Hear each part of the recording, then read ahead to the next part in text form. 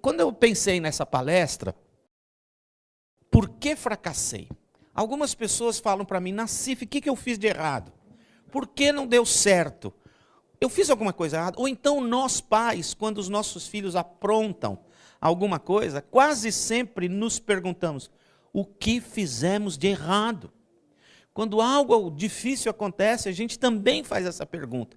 Quase sempre fazemos essa pergunta, o que é que eu fiz de errado? O Einstein, aquele judeu famoso, pouco inteligente, ele definia loucura da seguinte maneira. Ele dizia, loucura é fazer sempre a mesma coisa e esperar resultados diferentes. É óbvio que se você faz sempre a mesma coisa, o resultado vai ser igual, porque o que você plantar, você colhe. Tem uma passagem nas Escrituras que diz, de Deus, ninguém se zomba, ninguém zomba dele. O que você plantar, é isso que você vai colher, não tem jeito. É uma lei da natureza e é uma lei espiritual também. Tudo quanto você plantar, você vai colher. Não tem como plantar laranja e esperar mamão, não tem como plantar mamão e esperar laranja, não tem como plantar jabuticaba e esperar limão, limão e esperar jabuticaba. O que você plantou, você colhe. Em outras palavras, somos o que somos, resultado de tudo quanto plantamos na nossa vida, no nosso passado. Nós somos o resultado, nós somos a colheita de nossa própria plantação. Então, pensando nessas coisas, eu fiquei meditando e tentando buscar quais são aqueles elementos dentro de nós que acabam por se tornar uma espécie de sabotadores de nossa vida. Sonhamos com alguma coisa e quando estamos perto de alcançar, tudo cai. Desejamos algo e não chegamos lá. Aspiramos ser e não somos. Desejamos ter e não temos. Esperamos conquistar e não conquistamos. O que será, pode ser, está acontecendo dentro de nós? E eu pensei em algumas coisas. A primeira delas, que é um dos sabotadores do nosso sucesso, sabotadores dos nossos sonhos e projetos de vida, é a nossa herança familiar. Não, você está falando mal da minha família? Não, eu estou dizendo que talvez 75% do que você é, do que você crê, do que você tem como verdade para você, foi herança recebida dos seus pais. Existe uma afirmação no meio psicológico que diz o seguinte, o ambiente de uma casa se perpetua nos filhos até a 5ª geração. Isso é muito parecido do que está escrito na Bíblia, que Deus visita o pecado dos pais nos filhos até a 4ª e 5ª geração. Por quê? Existem pessoas que interpretam de maneira errada, dizendo que os pais pecaram e Deus, para punir os pais, machucam os filhos. Não, essa é uma interpretação louca da Bíblia. Jesus Cristo disse, em Israel se diz, os pais comeram frutas amargas e a boca do filho embotou, nunca mais se dirá isso em Israel, disse Jesus. Por quê? Porque o que a Bíblia está dizendo é que quando Deus visita o pecado dos pais nos filhos, é na tentativa de livrá-los da má influência recebida quando os pais pecaram. Mas eu não estou falando só que os seus pais pecaram. Os seus pais foram vítimas dos seus avós, que foram vítimas dos seus bisavós e dos seus tataravós. 4, 5 gerações. Você é resultado de 5 gerações atrás de você. E outro dia eu fiquei olhando para mim. Os meus avós... Bom, quem era meu pai e quem era minha mãe? Meu pai nasceu no Rio de Janeiro, torcia para o Vasco da Gama, depois falaram para ele que era time de português, ele torceu para o Flamengo. Quando era velho, eu perguntei, pai, você ainda torce para o Flamengo? Ele disse, não, agora eu torço só para Zico. E ele morreu sendo torcedor do Zico, não mais do Flamengo. Mas o papai era 3 irmãos, mais uma moça, filhos de um casal árabe que mal falavam português, que chegaram aqui há muito tempo. E Papai cresceu num ambiente familiar muçulmano, de fazer negócios, mas num mundo todo carioca, e se tornou um dos malandros, mais malandros do mundo. E papai perguntava qual a sua religião, ele dizia muçulmano. Mas na verdade a única doutrina islâmica que papai praticava era ter muita mulher. Ele tinha mulheres em todos os lados. Era um mulherengo, jogava nos cavalos, fumava, traía, mentia, fazia qualquer negócio. E tinha uma filosofia: quem é bom, sofre. Olha a filosofia de papai. Meu pai sofreu muito porque era bom. A gente não pode ser bom se não sofre. Esse era papai. Casou com uma mulher, poço de inocência, na sua juventude, quando casou com ela. A humilhou e dominou de uma forma impressionante. E mamãe se tornou uma mulher super protetora. E ensinou para mim que ela sim me amava, meu pai não. Mas sem dizer, apenas dizendo: vem cá que eu te protejo. Ele não gosta, mas eu te faço. Ele não deixa, mas eu permito. E logo eu percebia que papai realmente não gostava de mim, mamãe sim. Eu cresci nesse berço. Agora, de onde vieram os pais de meu pai? Da Síria. Os meus avós chegaram em 1920 em São Paulo. O meu avô veio para ver, no Rio de Janeiro, como que eram as coisas. 2 ou 3 anos depois ele volta para a Síria e casa com a noiva que ele tinha deixado ir atrás. E eles tiveram 11 filhos, morreram quase todos. Uma bagunça, uma confusão de mente e de mundos estranhos para eles. E do lado de mamãe, a minha vovó veio pequena da Itália, fugindo da Segunda Guerra. E quando foi moça, encontrou um cara que era descendente de italiano, descendente de cigano e descendente de índio brasileiro. Olha o cabelo de Bruna, de índia Yanomami. E aí surgiu mamãe dessa mistura, desse caldo racial. E aí aparece Nassif, filho dessa mamãe que tem esses pais, filho desse pai que tem esses pais, e eu vou crescer nesse ambiente de mistura religiosa, de mistura cultural e de verdades as mais diferentes umas das outras. Como que eu vou crescer? Revoltado, com baixíssima autoestima, com medo de todas as coisas, me achando o pior. Eu não achava que eu era o último biscoito mais importante, eu achava que era o biscoito que ficou esmagado lá embaixo. Cresci desse jeito. E aí eu fiquei pensando, quantos de nós recebemos de forma direta ou indireta uma informação de nossas famílias que mal formaram a gente?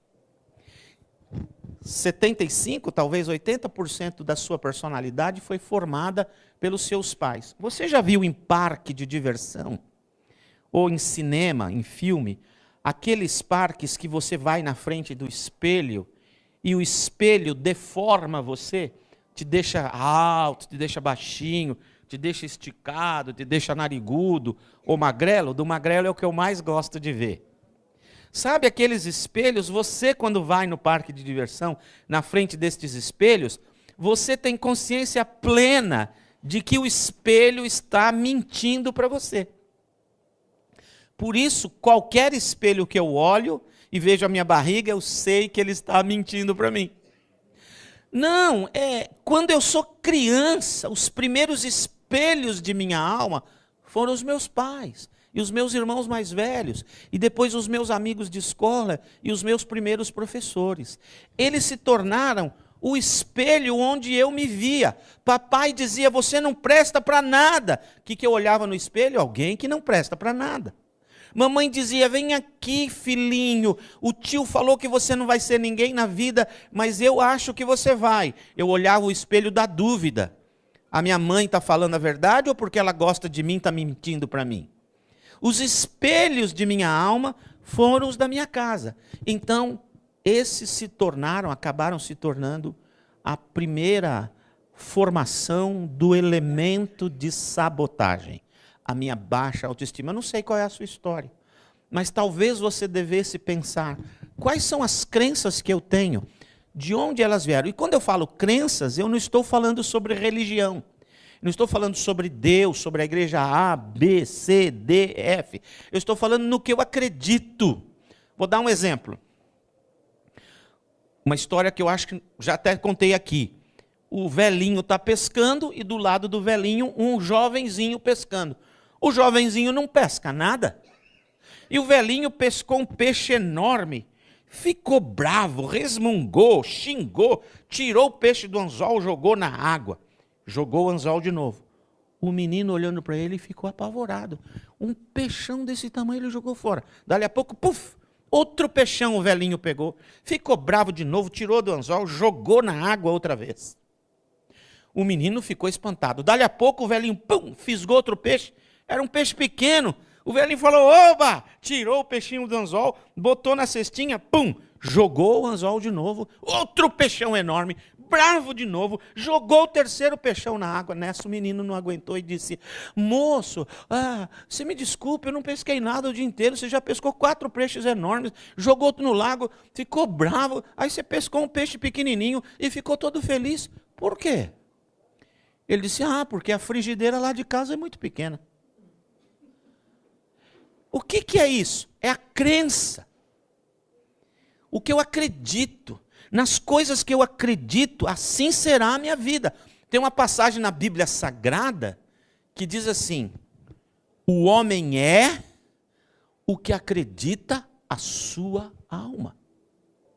Então, quais crenças eu recebi? Estas crenças podem ser mudadas? Elas deveriam ser mudadas? O que está dizendo para mim que na prática eu estou vendo não é? As coisas que eu acredito têm me levado ao sucesso? Então continue com as suas crenças. Não, checa, pergunta, critica as suas crenças. Se for preciso mudar, mude-as. Primeiro elemento sabotador do meu sucesso, a minha herança familiar. Segundo elemento sabotador do meu sucesso, são os meus traumas, os meus choques. O que é um trauma? Trauma é uma pancada que você leva. Por exemplo, se você toma uma pancada na cabeça com um bastão e afunda a sua cabeça, fez um trauma. Se cortou, é um trauma. Trauma é um buraco, é uma ferida, é uma abertura que acontece. Como os traumas surgem na nossa vida? De 2 maneiras.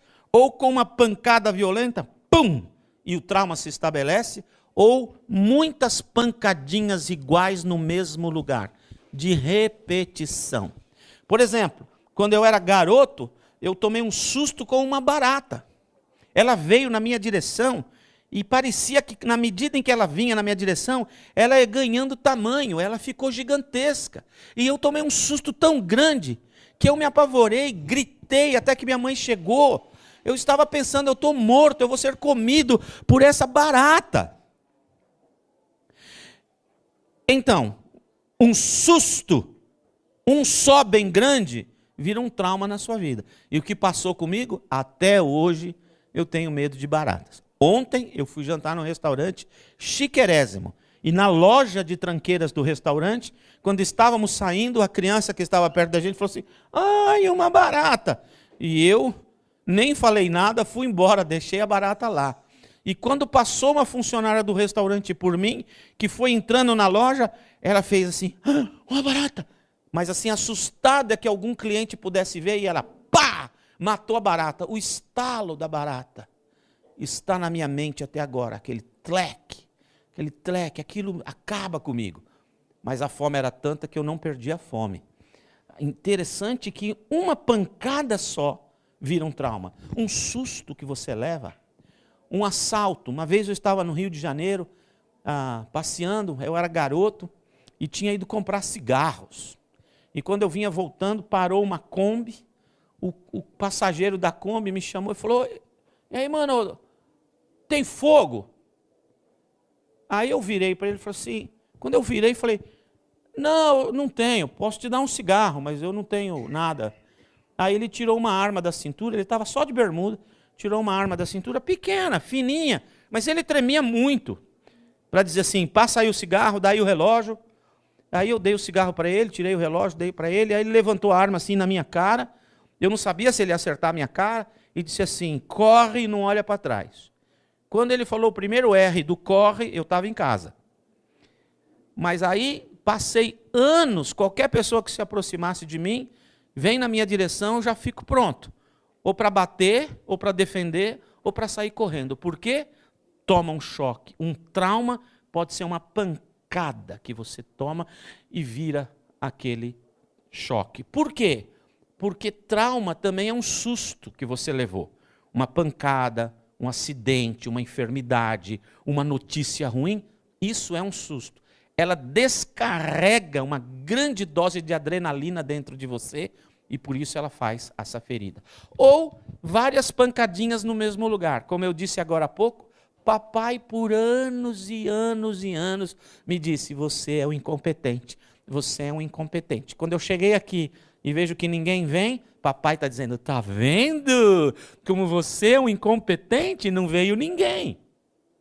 Era aquela pancadinha de repetição. Tec, tec, tec, tec, tec, tec, tec, tec.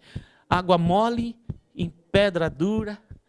Tanto bate até que, pum, fura. Faz o trauma. Estes traumas vão sabotar o meu sucesso. Por quê? Porque eles vão compor a minha autoimagem.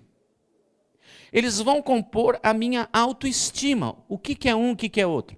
Autoimagem é a imagem que eu tenho de mim mesmo. Quem eu sou, que capacidades eu tenho, do que eu sou capaz de fazer, o que eu posso produzir, com qual qualidade, é a minha autoimagem. E autoestima é o que eu sinto a respeito da imagem que eu tenho de mim mesmo. Então, se eu acredito que eu não sou capaz, por que fazer? Se eu acredito que o meu trabalho é de média qualidade, quando chegou em média qualidade, a minha tendência é ficar satisfeito. Mas se eu acho que o meu trabalho é de high quality, então eu quero melhorar mais. Dependendo então do que é o seu trauma, você tem uma autoimagem e essa autoimagem será a sua frigideira. Será o tamanho da sua frigideira.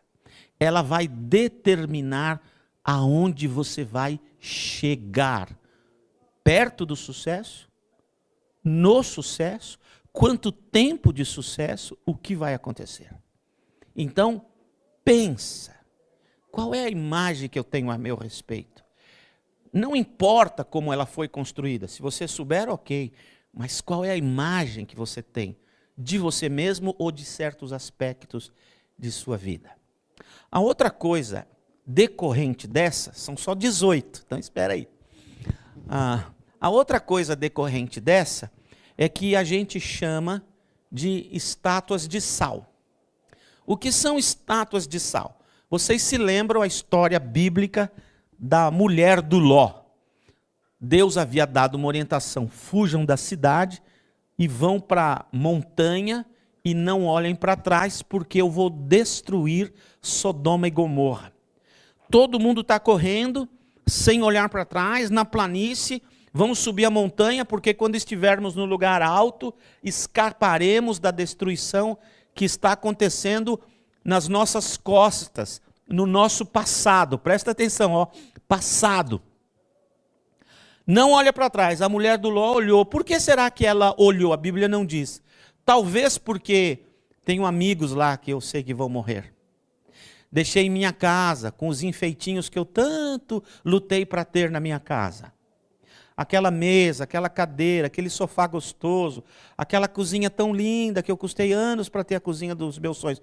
Os meus amigos, eu não sei o que ela estava perdendo.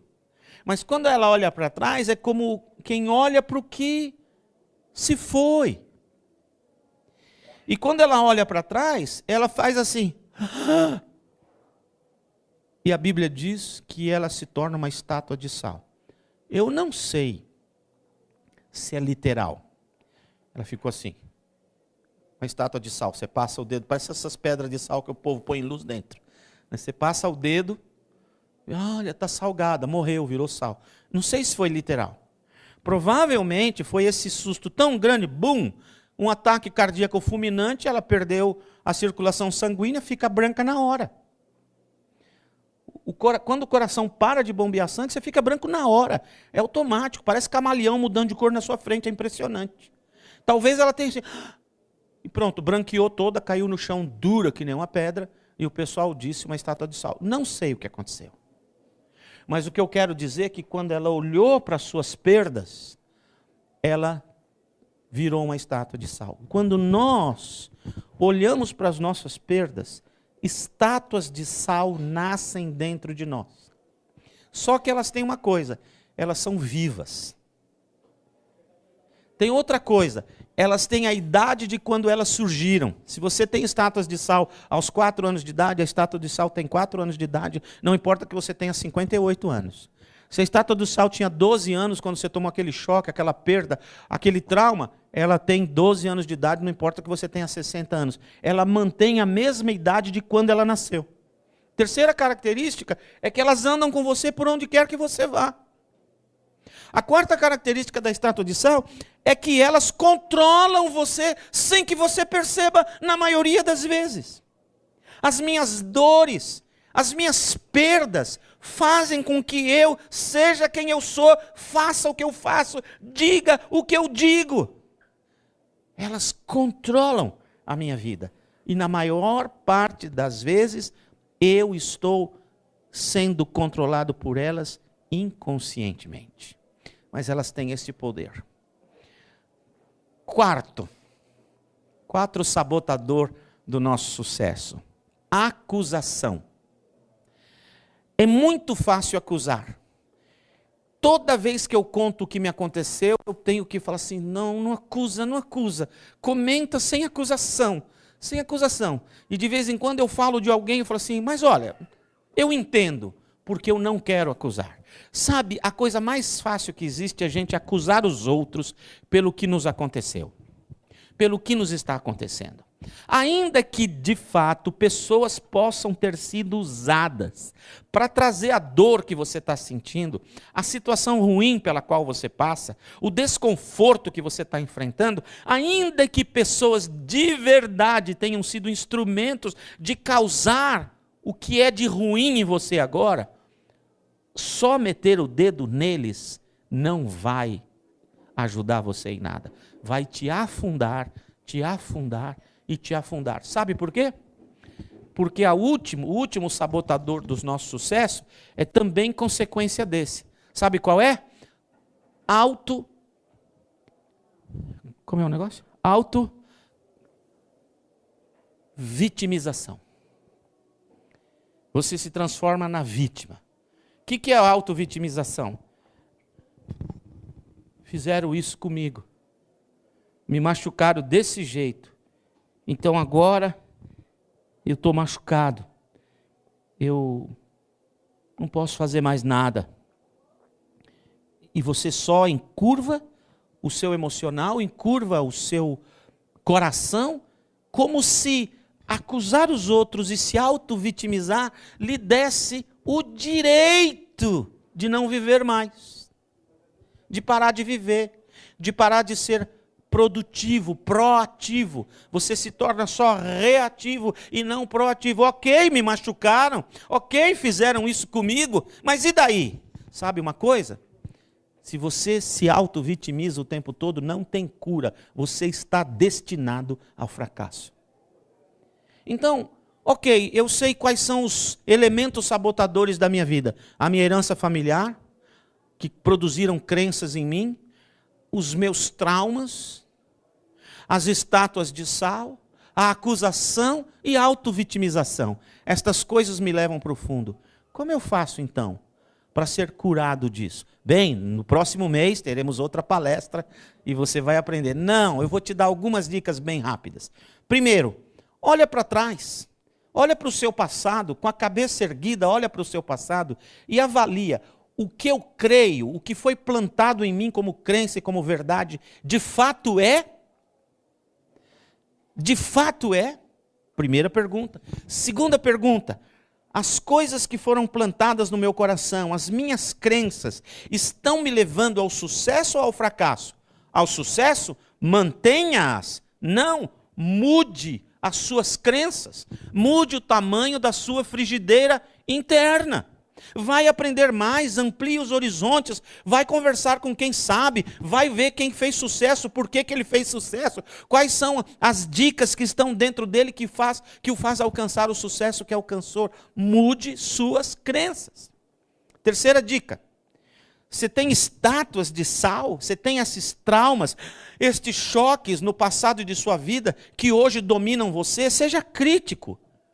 Seja crítico. Por exemplo, eu tive que várias vezes dizer, aquele nacifinho de 5 anos de idade, 6 anos de idade, 7 anos de idade, 8 anos de idade, que ouviu inúmeras vezes papai dizer: você é um incompetente. Eu tive que me ajoelhar perto desse nacifinho, abraçar o nacifinho e dizer para ele assim: nacifinho, você cresceu, cara, você já está com 63, você venceu na vida, você fez essas escolas, você conhece esses países, você tem essa família, você tem esse estilo de vida, você é um vitorioso, nacifinho. Pum, desaparece. E aquele nacifinho, estátua de sal, perde a força quando eu vou direto para ele e falo para ele e reconto a história. Por quê? Porque ele parou com 5 anos de idade, parou com 10 anos de idade, parou com 2 anos de idade. Eu preciso dizer para ele: você parou no tempo, cresce comigo. E pronto, aquilo se desfaz. Aquilo se desfaz. Número 3, em vez de acusar as pessoas pelo que elas fizeram para você, pergunte para Deus: o que eu posso aprender disso tudo que passou comigo? Onde é que de verdade eu pisei no tomate? Onde é que de verdade eu errei nessa história? Assume o custo do seu erro e entende que esse é o custo do seu aprendizado. Levanta a cabeça, olha para essa situação. É verdade, isso eu pisei no tomate, vou corrigir isso no futuro de minha vida, no presente e no futuro de minha vida.